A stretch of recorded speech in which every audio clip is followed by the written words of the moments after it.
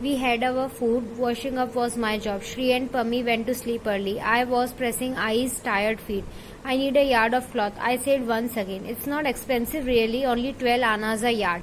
I was silent for a while. Finally she spoke, very, very softly. Vasanti, child, not this month. Next month maybe I will come and speak to your teacher. The inspection, I could bring out no other word. I sat up. I could see her face, blurred but not visible. The tenant's lantern helped me see it. Don't worry, child. I am there, aren't I? I will see your inspectress too. After a short pause, she took a deep breath and whispered, these days will pass, I am sure of it. Things have to change after all. Then her voice grew a little louder. Not today, maybe someday we will be free. And when the country is free, your father too will be free, out of jail. Now, Ai's voice blurred too. She continued, the purple haze cannot last forever. It has to go. We will be free, God willing. I said it too. Suddenly I flared up. God willing? What has God to do with it? So many of our people are languishing in jails and so many children are waiting for their fathers to return. All this can't be for nothing. We will be free one day and then there will be everything for everyone. Ai's words made me feel very happy. I hugged her and went off to sleep. I was always like that, a little on the loud side whenever under stress. But she gave speeches, I believe, before I was born, and when she made a speech, she had no fear, none at all. The purple haze bathed the needlework, the inspectress, everything in its purple glory. But the class teacher did not stop making her demand for a yard of cloth. Not that I asked I again. We were preparing for the welcome ceremony. I was going to be the leader of the welcome group. So the teacher stopped pestering me. I was busy with her school. The inspection was to be held in school too. So she was late every evening. When she came home, we exchanged notes, what her school was doing for the inspection and what we were doing for ours. Now Vasanti says that she again asked for a yard of cloth and supported that it is not expensive, only 12 annas a yard. To which her mother replied that maybe not this month, next month she can get. But Vasanti said the inspection.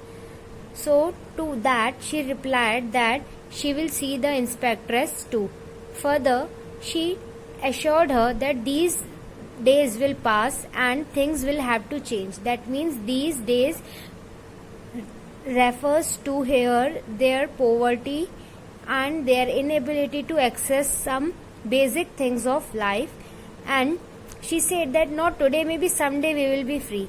Now this period is being referred to before independence of India, and this supports when the country is free, your father will be free too, out of jail, which we knew from the previous part that her father was in the jail because of Subhash Chandra Bose. She says that purple haze cannot last forever. She says that, to which Vasanti said that we will be free, God willing. God willing, what has God to do with it? Her eye says that many people are languishing in jails, they are suffering, many people are suffering, their families are suffering, the children are waiting for their fathers. This can't be for nothing. That means all this struggle will not go waste and we will be free one day and then there will be everything for everyone.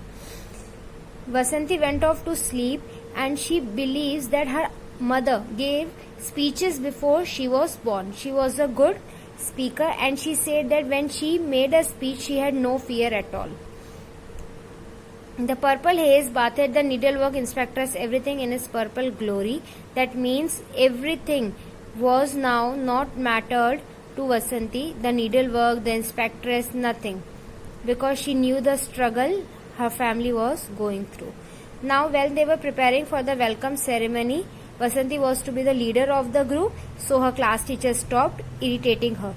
And now her mother was also busy with her school because inspection was going to be held her in school too. And when they met in the evening, they used to exchange what was happening in each other's schools.